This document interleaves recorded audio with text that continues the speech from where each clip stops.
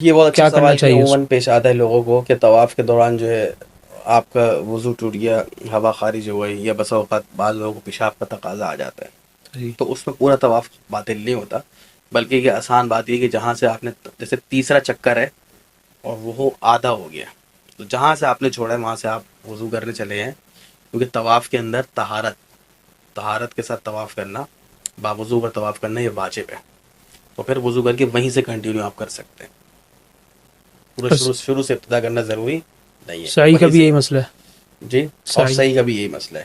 البتہ فرق یہ ہے کہ حدیث شریف میں یہ کہ الطواف حول البیت مثل الصلاۃ، کہ بیت اللہ کے چکر لگانا، طواف کرنا یہ نماز کی طرح ہے.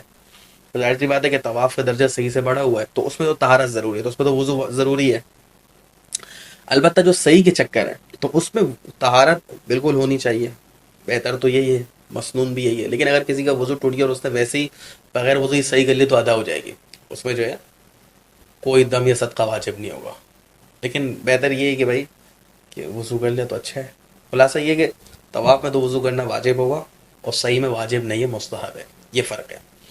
لیکن یہ مسئلہ دونوں میں مشترک ہے کہ اگر بیچ میں آپ چھوڑ کے چلے گئے تو وہیں سے کنٹینیو کر لیں، ٹھیک ہے. اس کے علاوہ بس اوقات نماز شروع ہو جاتی ہے، ٹھیک ہے. کیونکہ دیکھیں جب آپ عمرہ کرتے ہیں تو تندرست آدمی بھی اگر عمرہ کرے گا تو 2-2.5 گھنٹے عام طور پہ لگ جاتے ہیں، اور اگر کوئی ضعیف کمزور ہے تو اور زیادہ اس کو لگ جائیں گے. تو بس اوقات آپ نے طواف شروع کیا تو پھر کوئی نماز بیچ میں آ گئی، یہ صحیح کے 3 چکر کی نماز بیچ میں آ گئی، تو اس میں بھی یہی مسئلہ ہے کہ نماز تو آپ پڑھیں گے جماعت کے ساتھ، تو پھر آپ وہیں سے کنٹینیو کر لیں گے.